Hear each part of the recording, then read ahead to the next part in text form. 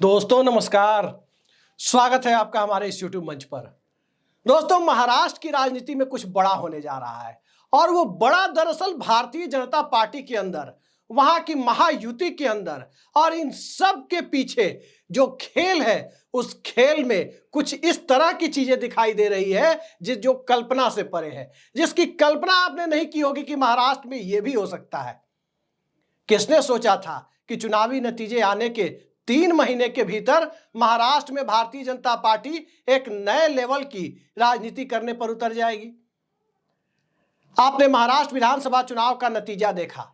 भले ही विपक्षी दलों को उस नतीजे पर एतबार न हो, लेकिन हकीकत यही है कि उस नतीजे के आधार पर ही सरकार बनी। एकनाथ शिंदे जो मुख्यमंत्री थे वो डिप्टी बन गए।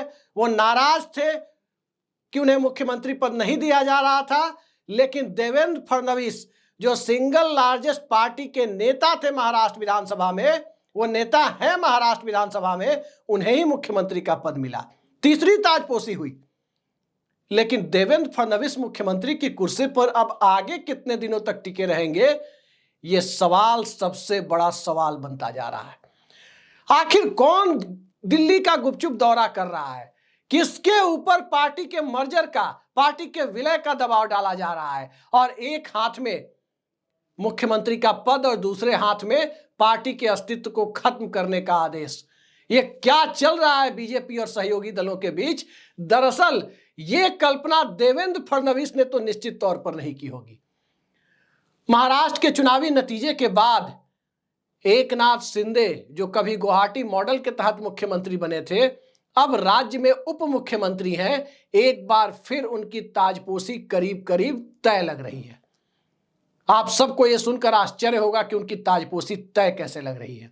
तो आइए अंदर की बातें मैं आपको बताता हूं जो चल रही है और पिछले 4 दिनों के दरमियान जो हुआ है। दरअसल तकरीबन 3-4 दिनों पहले एक बेहद गुपचुप दौरे पे एकनाथ शिंदे दिल्ली आए थे। वो दिल्ली पहुंचे और भारतीय जनता पार्टी के टॉप नेताओं से, बड़े नेताओं से उनकी मुलाकात हुई। और जब बीजेपी के बड़े नेताओं से मुलाकात उनकी हुई तो सूत्रों के हवाले से जो खबर निकलकर सामने आई, उसके मुताबिक एकनाथ शिंदे जो मुख्यमंत्री बनना चाहते हैं, उनके सामने यह ऑफर रखा गया कि अपनी पार्टी का विलय भारतीय जनता पार्टी में वो कर दें, उसके बाद उन्हें मुख्यमंत्री बनाया जाएगा। अब वो पार्टी का विलय, जिनके हाथ में शिवसेना का सिंबल है, बाला साहब ठाकरे की विरासत के वे खुद को दावेदार मानते रहे हैं, चुनाव आयोग ने उनकी पार्टी को असली पार्टी का दर्जा दिया। 56 विधायक उनके हैं। अगर वो मर्ज करते हैं, भारतीय जनता पार्टी का हिस्सा बनते हैं, फिर उन्हें मुख्यमंत्री बनाने की बात आखिर चल क्यों रही है? बीजेपी के पास अपना नेता है, अपना संगठन है, करीब करीब वो बहुमत के आंकड़े के आसपास है। बिना एकनाथ शिंदे के भी उनकी सरकार को कोई खतरा नहीं है। फिर ये नौबत क्यों आ रही है? आखिर क्या चाहते हैं अमित शाह? क्या चाहते हैं नरेंद्र मोदी? क्या चाहती है गुजरात लॉबी? और क्या चाहता है भारतीय जनता पार्टी का मौजूदा शीर्ष नेतृत्व, जिस शीर्ष नेतृत्व को आमतौर पर गुजरात लॉबी का नेतृत्व माना जाता है?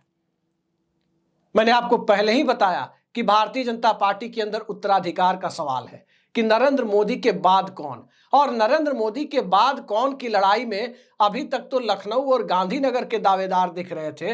यूं कहें कि गोरखपुर और गांधीनगर के दावेदार दिख रहे थे। अब नागपुर के दावेदार भी बरास्ते मुंबई दिखते हुए नजर आए। ये कहीं ना कहीं गुजरात लॉबी को संभवतः स्वीकार्य नहीं है। देवेंद्र फडणवीस ने 5 साल सरकार चलाई, 80 घंटे भी सरकार चलाई और तकरीबन 2.5-3 महीने से एक बार फिर सरकार चला रहे हैं। फिर कौन सी ऐसी नौबत आ गई? सीएम बनने के बाद डिप्टी सीएम बनना भी उन्होंने स्वीकार किया। फिर ऐसी नौबत कौन सी आ गई? तो बात घूम फिर कर यही है कि भारतीय जनता पार्टी का मौजूदा नेतृत्व दरअसल ये नहीं चाहता कि कोई मुख्यमंत्री गुजरात के मुख्यमंत्री रहे नरेंद्र मोदी जितना ताकतवर खुद को महसूस करे। भारतीय जनता पार्टी में पर्ची से निकलने वाले मुख्यमंत्रियों की जमात को मौजूदा दौर में स्वीकार किया जाता है। स्वतंत्र अस्तित्व वाले मुख्यमंत्रियों को स्वीकार नहीं किया जाता। देवेंद्र फडणवीस की छवि बहुत कुछ योगी आदित्यनाथ की तरह बन रही थी। कुछ मामलों में कहें तो नागपुर के विधायक हैं तो नागपुर का आशीर्वाद यानी भारतीय जनता पार्टी के वैचारिक रूप से संगठन माने जाने वाले, जो बीजेपी का संगठन नहीं बल्कि बीजेपी के दायरे के बाहर खुद को मानते रहे हैं, यानी संघ का भी आशीर्वाद देवेंद्र फडणवीस के साथ है। ब्राह्मण भी है वो, अटल बिहारी वाजपेयी वाली लाइन पर दिखाने की कोशिशें भी हो सकती है, लेकिन यही कोशिशें और देवेंद्र फडणवीस की कथित महत्वाकांक्षा ये उनके आड़े आ रही है। अभी कल की बात मैं आपको बताऊं, शिंदे गुट के कई सारे विधायक दिल्ली में जमे हुए थे और महाराष्ट्र सदन जो दिल्ली में है, उस महाराष्ट्र सदन के अंदर किसी को कैंटीन तक जाने की इजाजत नहीं थी। हम और हमारे जैसे पत्रकार अक्सर महाराष्ट्र सदन जाते रहते हैं और वहां की कैंटीन में अच्छे खानों का, जो मराठी व्यंजन है, उन सब का लुत्फ उठाते रहते हैं। लेकिन कल इजाजत किसी को नहीं दी जा रही थी। किसी तरह पिछले दरवाजों से कुछ पत्रकारों ने किसी प्रकार से एंट्री की और वहां का जो नजारा देखा, तब उन्हें पता चला कि यहां तो विधायकों की खेप आई हुई है, महाराष्ट्र के विधायकों की खेप। आखिर ये नौबत क्यों आई? दरअसल कुछ विधायक शिवसेना का अस्तित्व खत्म नहीं करना चाहते और कुछ विधायक सत्ता के लिए एकनाथ शिंदे को मुख्यमंत्री बनाने के लिए ये कुर्बानी भी देने के लिए तैयार है। सवाल यही है कि अमित शाह को आखिर कौन कौन से पैरामीटर्स हैं जिस पर देवेंद्र फडणवीस उतने स्वीकार्य नहीं लग रहे जितने स्वीकार्य एकनाथ शिंदे थे। एकनाथ शिंदे के बारे में कहने की जरूरत नहीं है कि एकनाथ शिंदे टूट के बाद एक टूटे हुए धड़े के नेता के तौर पर महाराष्ट्र में मुख्यमंत्री बने थे और महाराष्ट्र में जब तक वो मुख्यमंत्री रहे, उनके ऊपर ये आरोप एक तरह से चस्पा हो गया था कि गुजरात लॉबी के हितों का ये प्रोटेक्शन करते हैं, उसके हितों को संरक्षण देते हैं। देवेंद्र फडणवीस के रहते ऐसा नहीं हो पा रहा है। बहुत सारे काम है, देश की आर्थिक राजधानी है, थोड़े कहे को ज्यादा समझिए, और मुंबई में आर्थिक गतिविधियां, व्यापारिक गतिविधियां, कंस्ट्रक्शन की गतिविधियां, तमाम तरह की गतिविधियों के लिए मुंबई और महाराष्ट्र के दूसरे शहर किसी के लिए भी जो निवेश करना चाहता है उसके लिए एक चरागाह की तरह माने जाते हैं। तो क्या गुजरात लॉबी महाराष्ट्र को अपना चरागाह बनाना चाहती है? ये एक सवाल है और सवाल यही है कि देवेंद्र फडणवीस, जिन्हें कभी भी मराठी अस्मिता के प्रतीक के तौर पर महाराष्ट्र में नहीं देखा गया, उन देवेंद्र फडणवीस को क्या एक मराठा नेता से रिप्लेस करने की तैयारी हो रही है? महाराष्ट्र की राजनीति में भारतीय जनता पार्टी के लिए कभी भी वो परिस्थितियां नहीं रही जो मध्य प्रदेश में या गुजरात में या छत्तीसगढ़ में काफी हद तक है। महाराष्ट्र हमेशा से बीजेपी के लिए एक चैलेंजिंग टास्क रहा है। महाराष्ट्र में के चैलेंजिंग टास्क को पूरा करने के लिए स्वाभाविक है कि देवेंद्र फडणवीस मुख्यमंत्री होते तो मराठा वोटों में डिवीजन कराना संभव नहीं होता और महाराष्ट्र में कभी भाजपा सरकार में नहीं आ पाती। महाराष्ट्र में भाजपा सरकार में कब आ सकती है? जब आमने सामने का मुकाबला ना हो, 3-4 त्रिकोणीय या चतुष्कोणीय मुकाबला हो, मराठा वोट बिखर जाए, दलित वोट बिखर जाए, ओबीसी वोट और ब्राह्मण वोट और जो कुछ और वोट है बीजेपी के चुनावी हिंदुत्व के दायरे के, वो एक जगह इकट्ठा होकर महाराष्ट्र में 25-26 वोटों के सहारे ही बीजेपी को सिंगल लार्जेस्ट पार्टी बनवा दे, जैसा 2014 में हुआ। एक वो परिस्थितियां हैं। दूसरी परिस्थितियां हैं कि सीएम के तौर पर महाराष्ट्र में एकनाथ शिंदे के रूप में एक मराठा का चेहरा लगाया गया और जब जब सवाल पूछा गया कि क्या चुनाव के बाद वही मुख्यमंत्री होंगे, तो गोलमोल जवाब दिया गया कि वही मुख्यमंत्री हैं ही। ये नहीं कहा गया कि उसके बाद होंगे या नहीं, लेकिन लोगों को भरोसा देने की कोशिश हुई और उस भरोसे के बाद सिंगल लार्जेस्ट पार्टी बनके जब बीजेपी सामने आ गई, 132 सीटें वो जीत करके आ गई। उसके बाद की परिस्थितियों में आपने देखा कि किस तरीके से भारतीय जनता पार्टी ने मुख्यमंत्री पद पर दावा ठोका। स्वाभाविक है, जिसके पास सिंगल लार्जेस्ट पार्टी का ओहदा हो उसे मुख्यमंत्री पद पर दावा ठोकना ही चाहिए, लेकिन मुख्यमंत्री पद पर दावा ठोकना और उस मुख्यमंत्री का पर्ची से निकाले गए मुख्यमंत्रियों की तरह आलाकमान के सामने दंडवत होना, दोनों दो बातें हैं। गुजरात में भी केशुभाई पटेल की जगह जब नरेंद्र मोदी को मुख्यमंत्री बनाया गया था, तब भाजपा आलाकमान ने यही सोचा था कि दिल्ली का आदमी जाएगा तो गुजरात में कम से कम दिल्ली के इशारे पर काम करेगा, लेकिन गुजरात में उसके बाद जो हुआ वो अब इतिहास है, और इतिहास नहीं बल्कि वर्तमान का ही कहें तो एक पुराना स्वरूप है जिसे इतिहास भी आप पूरी तरह से नहीं मान सकते। लेकिन वही काम जिस चेतना के साथ, जिस आइडेंटिटी के साथ, जिस प्रकार से असर्टिव लीडरशिप यानी एक प्रभावकारी नेतृत्व अपनी तरफ से पार्टी से बिल्कुल अलग एक स्वयंभू सत्ता के रूप में गुजरात में 2001 से 2014 के बीच में चलाया जा सकता है, तो महाराष्ट्र में इस तरह के नेतृत्व को प्रश्रय क्यों नहीं दिया जा सकता। बात वही घूम फिर कर आती है कि देवेंद्र फडणवीस की एक अपनी आइडेंटिटी है, देवेंद्र फडणवीस के पीछे एक लॉबी है, देवेंद्र फडणवीस के पीछे कॉरपोरेट भी है। उन्हें ऐसा नहीं है कि गुजरात वाले कॉरपोरेट की ही जरूरत है, उनके पीछे एक कॉरपोरेट है, उनके पीछे संघ है, उनके पीछे पार्टी के काडर का बड़ा हिस्सा है, क्योंकि दूसरे राज्यों में भी मसलन बिहार जैसे राज्यों में उन्हें चुनाव में लगाया गया बतौर चुनाव प्रभारी, और इस तरह से उन्होंने अपने कैनवास का विस्तार भी किया है। और इसके अलावा इतने संसाधन महाराष्ट्र के मुख्यमंत्री होने के कारण उनके पास हैं, जिन संसाधनों के बूते पार्टी में वो एक समानांतर सत्ता केंद्र बन सकते हैं। योगी आदित्यनाथ के पास उतने संसाधन नहीं है। योगी आदित्यनाथ एक बड़े राज्य के मुख्यमंत्री हैं, लेकिन उनके पीछे कोई बड़ा कॉरपोरेट सपोर्ट नहीं है, उनके पीछे भारतीय जनता पार्टी के काडर की बहुत बड़ी जमात नहीं है। और जिस तरह की उत्तर प्रदेश की राजनीति मंडल और कमंडल के बीच में झूलती रही है, वहां योगी आदित्यनाथ के पास वो पॉलिटिकल डिविडेंड यानी वो राजनीतिक लाभांश नहीं है जिस लाभांश को वो एक गारंटेड मानकर उत्तर प्रदेश के दायरे के बाहर अपनी राजनीति का विस्तार करने की सोच सके। उन्हें 2027 का चैलेंज अभी पूरा करना है, लेकिन 2029 का चैलेंज जो लोकसभा चुनाव के पहले आना है, वो देवेंद्र फडणवीस के अगर मुख्यमंत्री बने रहते हैं उन्हें वो पूरा नहीं करना है। वो जितने दिनों तक मुख्यमंत्री हैं उतने दिनों तक उनकी आइडेंटिटी और बड़ी, उत्तरोत्तर रूप से बड़ी और बड़ी और बड़ी होती चली जा रही है। यह गुजरात लॉबी को पसंद नहीं है, और यह गुजरात लॉबी को जब पसंद नहीं है तो स्वाभाविक है कि एकनाथ शिंदे, जिन्होंने तकरीबन 28 महीने के अपने मुख्यमंत्रित्व काल में इस तरह से संदेश तो जरूर दिया कि भारतीय जनता पार्टी के शीर्ष नेतृत्व के सामने वो किसी की सुनते नहीं थे, और जो भाजपा का शीर्ष नेतृत्व यानी जो गुजरात लॉबी बीजेपी पर हावी है, वो जो चाहती थी देवेंद्र फडणवीस के ठीक पहले एकनाथ शिंदे वही करते थे। और जो इशारे पर चले और जो स्वतंत्र चेतना के साथ राजनीति करे, दोनों में एक फर्क है।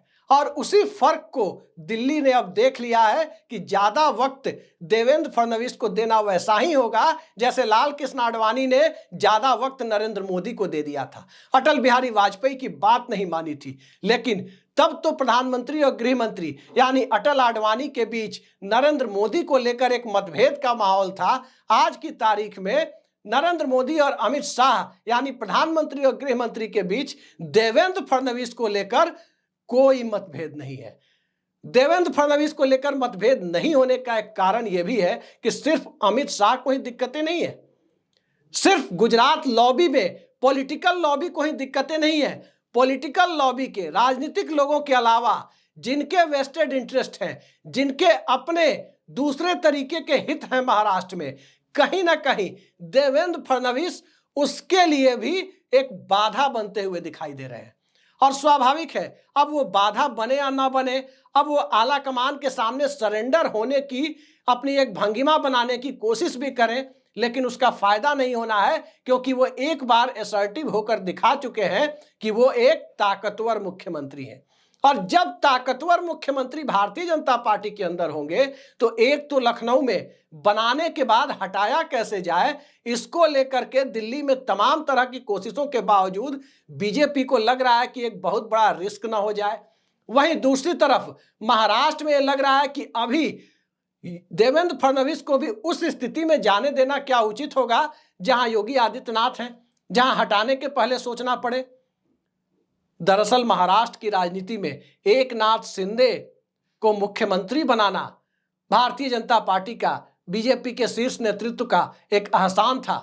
तो इस बात को भी नहीं भूलना चाहिए कि एकनाथ शिंदे ने भी 28 महीने के अपने कार्यकाल में उस एहसान का बदला चुकाने में कोई कोर कसर नहीं छेड़ी। वो भारतीय जनता पार्टी के शीर्ष नेताओं के बीच बीजेपी के मुख्यमंत्रियों से ज्यादा आसानी से एक्सेसिबल थे, उनकी पहुंच ज्यादा आसान थी। और अब तो संजय राउत भी ये मान रहे हैं।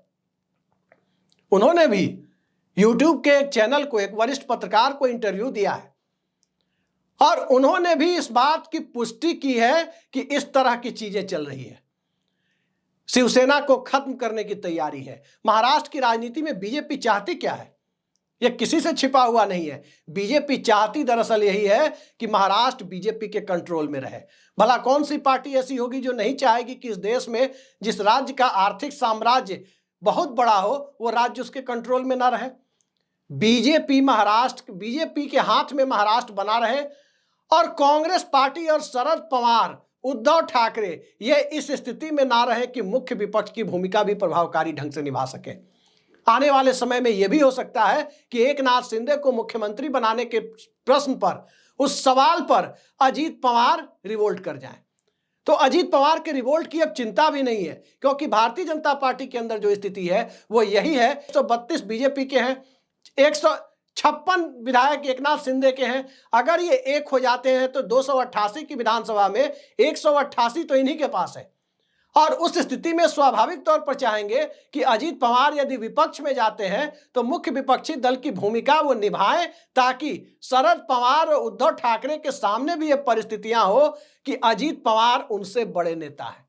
जनता के बीच अगले 4 साल में भरोसा दिलाया जा सके कि सिर्फ शरद पवार और उद्धव ठाकरे ही नहीं, जो मुख्य विपक्षी दल की भूमिका निभा रहे हैं वही असली विपक्ष है। यानी विपक्ष के वोटों के बीच में एक और स्टेक होल्डर खड़ा किया जाए। वहीं महाराष्ट्र में मराठा समुदाय का प्रतीकात्मक नेतृत्व भी दे दिया जाए। और इन सब से इतर जाकर देखें तो देवेंद्र फडणवीस से छुटकारा भी पा लिया जाए। एक साथ कई स्तरों पर खेल चल रहा है, लेकिन सवाल यही है कि क्या देवेंद्र फडणवीस चुप बैठे हुए हैं? क्या संघ इसे होने देगा? और उससे भी बड़ा सवाल, क्या संघ पहली बार देवेंद्र फडणवीस के बचाव के लिए, उनकी सत्ता बचाने के लिए भाजपा के मौजूदा शीर्ष नेतृत्व के सामने आकर खड़ा हो जाएगा? क्योंकि संघ को जिन लोगों ने देखा है, जो लोग संघ की सियासत को जानते हैं, वो सभी इस बात को जानते हैं कि संघ तो संजय जोशी को जब किनारे लगाया जा रहा था तब भी उनके समर्थन में खड़ा नहीं हुआ। वो तो उसके बड़े दुलारे माने जाते थे, ब्लू आइड बॉय कहा जाता था संघ का संजय जोशी को। जब नितिन गडकरी को किनारे लगाया जा रहा था, संसदीय बोर्ड और केंद्रीय चुनाव समिति से बाहर किया जा रहा था, तब भी संघ उनके समर्थन में नहीं आया। वसुंधरा राजे को मुख्यमंत्री बनाया गया, तब भी उनके मुख्यमंत्री नहीं बनाया गया, तब भी उनके समर्थन में नहीं आया। और वो शिवराज सिंह चौहान जो संघ के लिए दिन रात समर्पित थे, साधु संतों को भी कैबिनेट मंत्री का दर्जा दे रखा था, उन शिवराज सिंह चौहान के समर्थन में भी संघ नहीं आया। जब उन्हें उनकी जगह उन्हीं को कहा गया कि पर्ची निकालिए, कौन मुख्यमंत्री होगा, तो ये सारा खेल जब चल रहा था तब संघ खड़ा नहीं हुआ, तो भला देवेंद्र फडणवीस को बचाने के लिए संघ खड़ा हो जाएगा और संघ की दिल्ली में सुन ली जाएगी, इस बात की गुंजाइश दरअसल दिखती नहीं है। तो आने वाले वक्त में देखिए क्या होता है। महाराष्ट्र की 288 सदस्यों की विधानसभा में भारतीय जनता पार्टी के विधायक दल का विस्तार होना तो करीब करीब तय लग रहा है, और भाजपा के विधायक दल का विस्तार होने के बाद मुख्यमंत्री के रूप में एकनाथ शिंदे की ताजपोशी की संभावना भी प्रबल होती जा रही है। देवेंद्र फडणवीस के बारे में चर्चा है कि देवेंद्र फडणवीस को केंद्र में मंत्री बनाकर दिल्ली लाया जा सकता है, और देवेंद्र फडणवीस को दिल्ली लाने का मतलब होगा कि शिवराज सिंह चौहान बना दिया जाना, अर्जुन मुंडा बना दिया जाना, सर्बानंद सोनोवाल बना दिया जाना। लेकिन देवेंद्र फडणवीस के सामने भी वही स्थिति है कि नरेंद्र मोदी किसी प्रकार उनको आडवाणी जी बचा कर ले गए थे। देवेंद्र फडणवीस के पास भाजपा आला कमान में कोई आडवाणी नहीं है। नागपुर की सियासत में नितिन गडकरी के साथ भी उनके संबंध खट्टे मीठे रहे। नितिन गडकरी भी देवेंद्र फडणवीस को मुख्यमंत्री पद पर बचाए रखने के लिए जोर लगाएंगे, इस बात की गुंजाइश न के बराबर है। और वैसे उनकी जोर लगाने की हैसियत, राजनीतिक ताकत भाजपा के अंदर बहुत कम कर दी गई है। वो तो कौन च्यवनप्राश खा रहा है, कौन क्या कर रहा है, इस पर वो भाषण देते हैं और वो छोटे छोटे क्लिप्स के रूप में वायरल होता है। लेकिन देवेंद्र फडणवीस की जो क्लिप वायरल होती है कि समंदर हूं लौट कर आऊंगा, तो लौट कर तो वो आ गए, लेकिन क्या समंदर की तरह वहां टिके रह पाएंगे, या समंदर के किनारे से आने वाले, उस इलाके से आने वाले एकनाथ शिंदे एक बार फिर से आकर बैठ जाएंगे? संभावना इसी की दिखाई दे रही है। आगे आगे देखिए, मैं तो कल हतप्रभ रह गया देख करके, महाराष्ट्र सदन में जिस तरह से लोगों को एंट्री नहीं दी जा रही थी कि वीवीआईपी मूवमेंट है, और अंदर जो लोग गए वहां से जो बातें सामने आई उसके बाद कि विधायक आकर कल जमे हुए थे। कहना मुश्किल है कि आने वाले वक्त में देवेंद्र फडणवीस भारी पड़ेंगे या गुजरात लॉबी भारी पड़ेगी, लेकिन एक बात साफ है, अमित शाह देवेंद्र फडणवीस के ऊपर अपना आशीर्वाद कितने दिनों तक बनाए रखेंगे, या उस आशीर्वाद की मियाद अब खत्म हो चुकी है? देखते जाइए, वक्त बताएगा कि सियासी खेल किस रूप में चल रहा है। आज के लिए इतना ही। नमस्कार।